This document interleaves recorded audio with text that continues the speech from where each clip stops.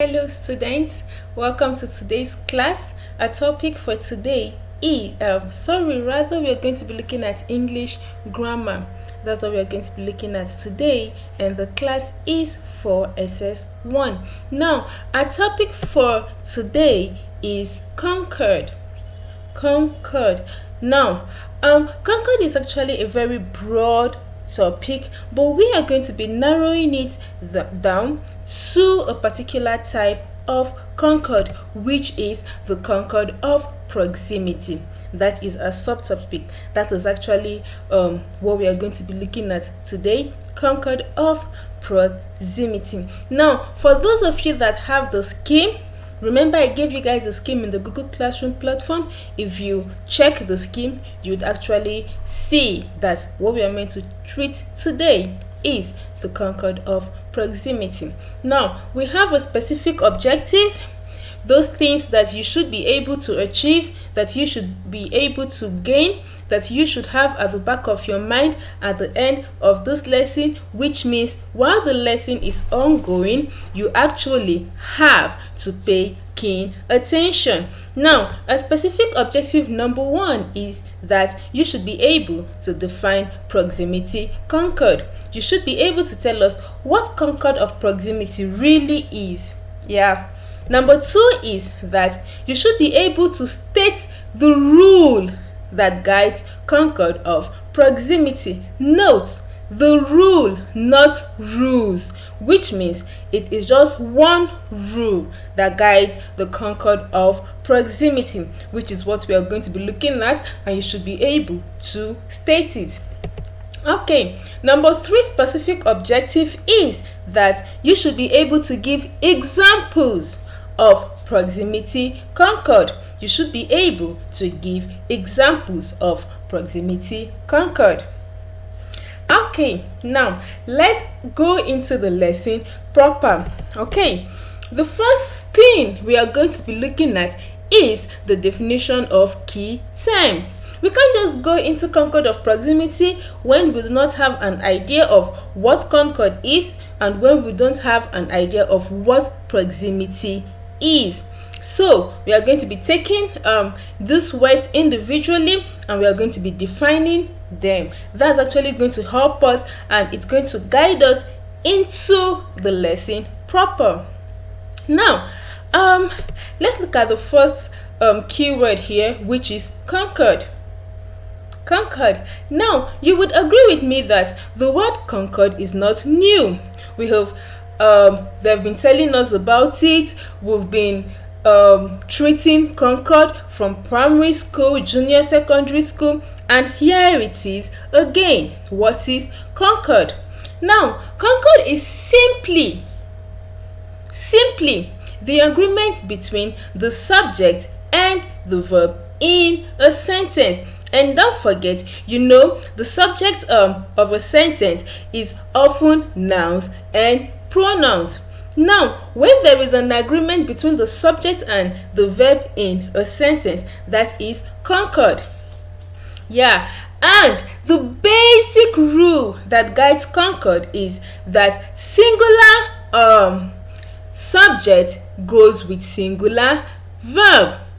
Singular subject take on singular verb and plural subject take on plural verb. So that if you have a singular subject, it means your verb should also be singular. And if you have a plural subject, it means your verb should also be plural. You don't mix them up. You don't use a singular noun or a singular subject and a plural verb. No, they don't go. It doesn't work that way. That is a basic rule that guides concord. We have some examples here. Let's look at them. The first one here says, he sings well.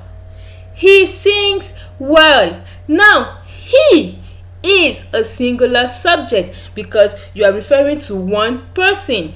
He sings well. Now, sings is a singular verb. Now, take note of these very important things. Singular verbs they actually end with a suffix. Verbs in themselves are plural. Now, when you want to make this verb singular, you add s or ies as the case may be. For instance, in the case of cry, if you want to change the verb cry to a singular form, you have cries. Now you have changed the y to ies. Now that's what we mean. So singular verbs actually end with the suffix s, while plural verbs are actually verbs in themselves. The way they are, the way they appear, they are already plural verbs. So he sings well. He, singular, which is our subject. Sings, also singular, which is our verb. Now let's look at the second sentence. The second sentence says, they sing well. They sing well. You don't say they sings well. No, because they is a plural subject, which means going by the rule of Concord, the verb also has to be plural. That's why we have they sing well, because they plural, sing plural. Now we have you sing well. You sing well. Now don't forget that the word you is a second person pronoun, and it is used for both singular and plural. Yeah, it is used for both singular and plural, and most often than not, the you, whenever it precedes a verb, precedes a plural verb. You don't say you sings well, even if it's a singular you. No, it should always go with a plural verb.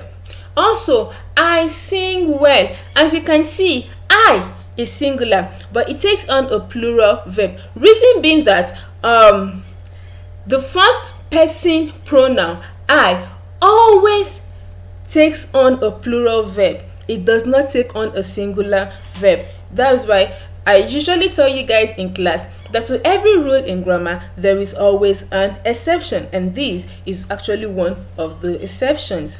Now let's go over to the second key word we would be defining today, which is proximity.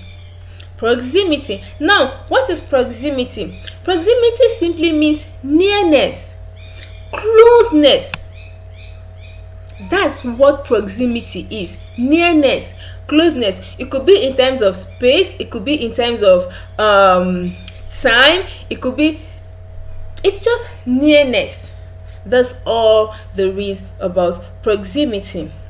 So let's go over to the main topic for today, which is Concord of Proximity. Concord of Proximity. What is it? Now, Concord of Proximity is a type of subject-verb agreement. Remember I said that there are different types of concord. We have grammatical concord, we have notional concord, and so on. But today we are looking at the concord of proximity. And as we have established earlier, concord is simply subject-verb agreement. Now, concord of proximity is a type of subject-verb agreement in which there are two or more subjects in a sentence. There are two or more subjects in a sentence, and these subjects are actually joined together by a correlative conjunction. The correlative conjunction could either be either or, neither nor, not only but. When you have a sentence with two or more conjunctions, two or more subjects, and those subjects are actually joined, fused together with a correlative conjunction, which could be either or, neither nor, not only but. That kind of a sentence is said to be a concord of proximity, or that's kind of a subject-verb agreement, because the subject must agree with the verb. Now, that is what we mean by concord of proximity. Okay, now let's look at the rule that guides concord of proximity. Remember, it must be two or more subjects, which means it cannot be just one subject. and it must be joined with a correlative conjunction. Let's look at the rule that guides this concord of proximity. Okay, the rule that guides concord of proximity actually states that when the subject of a sentence begins or is introduced with either or, neither, nor, not only, but, the verb actually takes the status of the subject that is closest to it.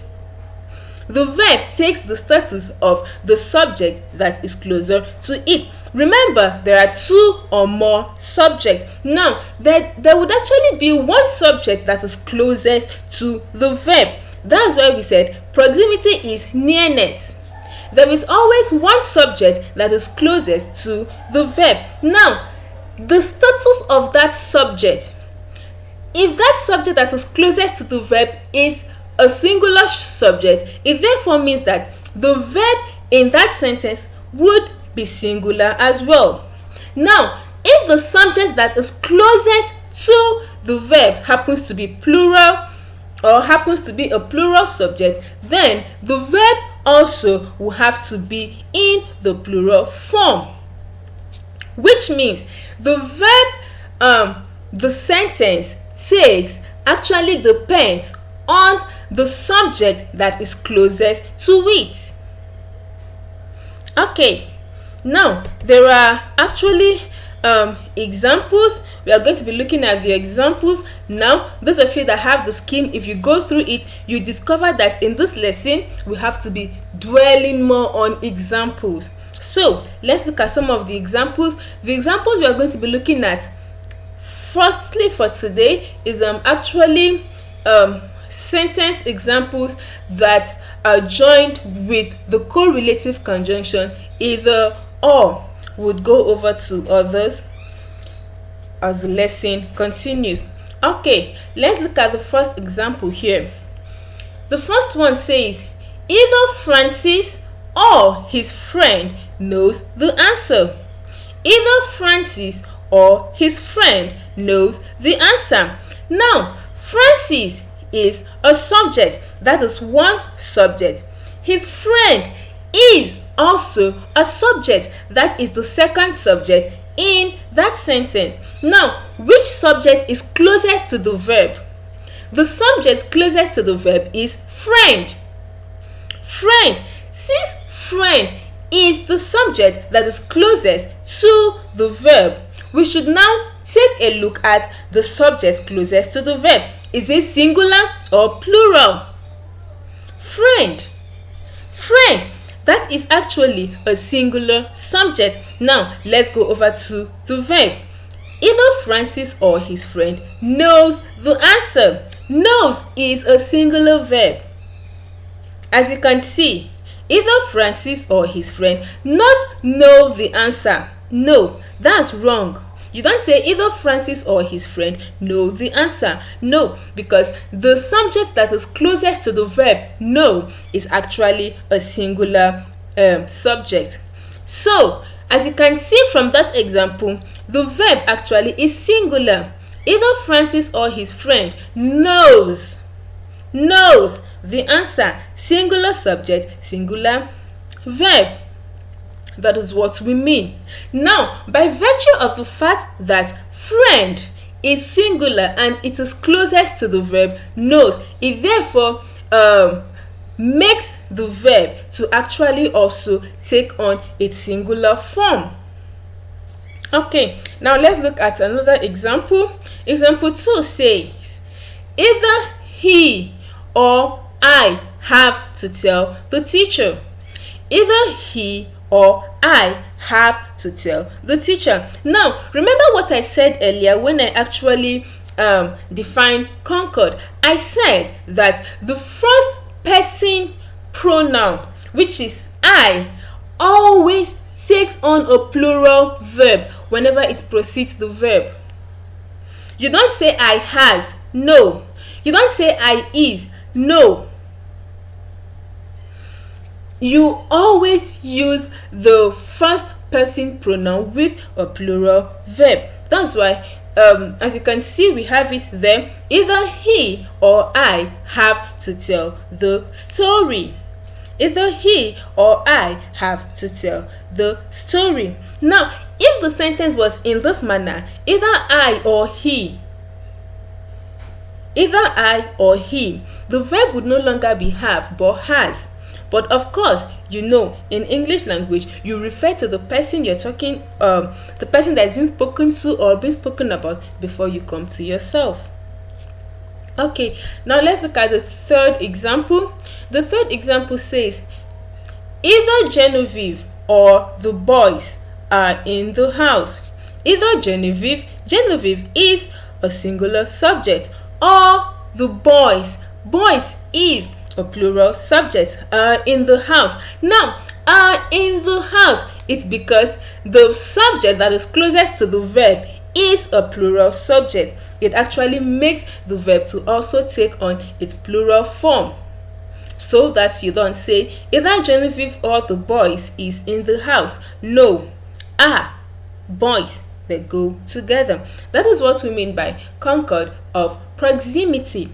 Now let's move over to other examples, more examples of proximity concord. We are going to be looking at examples of sentences that are joined using neither nor. Okay, let's look at the first example here. The first example says, neither the girl nor the women were here. Neither the girl nor the women were here. Now, as you can see, neither the girl is singular, nor the women is plural. Now, women affect the verb were here, not was here. Were here, because women is actually the subject that is closest to the verb, which takes us back to the verb actually takes its form from the subject that is closest to it in proximity concord. Okay, let's look at the second example here. The second example says, neither the principal nor the teachers nor anyone else likes the result. Neither the principal nor the teachers nor anyone else likes the result. Now, anyone else could be anyone. It's not specific. It's general. Now, all those kind of infinite pronouns, they actually take on singular verbs. Collective, anyone. It could be anyone. You don't really mean a particular person. So they always take on singular verb. That's why we have likes there. Okay, let's look at the third example. The third example says, neither the student nor vice principal is in school. Neither the student nor vice principal is in school. Now we have it there. Student is plural, vice principal is singular. Now, being that vice principal is singular, the verb also takes on its singular form. So we don't have neither the student nor vice principal are in school. No, we have neither the student nor vice principal is in school, because vice principal is singular and it is the subject that is closest to the verb is. Okay, let's look at other examples using not only but. Now let's look at the first example we have here. The first example says, not only the student but also the teacher was late. Not only the student but also the teacher was late. Now you have it there, student plural, teacher singular, which takes on a singular verb, was late. Let's go over to example 2. Example 2 says, not only Sade but her sisters love to spread unverified information which turns out to be false. Not only Sade, subject number 1, but her sisters, subject number 2. Sisters, it's plural. Now, as you can see there, the verb love actually is a plural verb. Not only Shade but her sisters love to spread unverified information. Okay, let's look at the last example for today, which is example 3. Not only the people of the land, but the priest also defies the tradition. Not only the people of the land, but the priest also defies the tradition. Priest, singular, which is the second subject in that sentence. Defies is also a singular verb because the subject closest to it is in the singular form. Okay, that is that for today's lesson, Concord of Proximity. We've seen examples, and I also want to believe that the lesson is well understood. As usual, you know how we do it. The note is actually going to be on the Google Classroom platform. Just go over, copy the notes, and there would also be an assignment for you there. Please do the assignment and turn it in. Do have a great day and keep staying safe. I love you guys.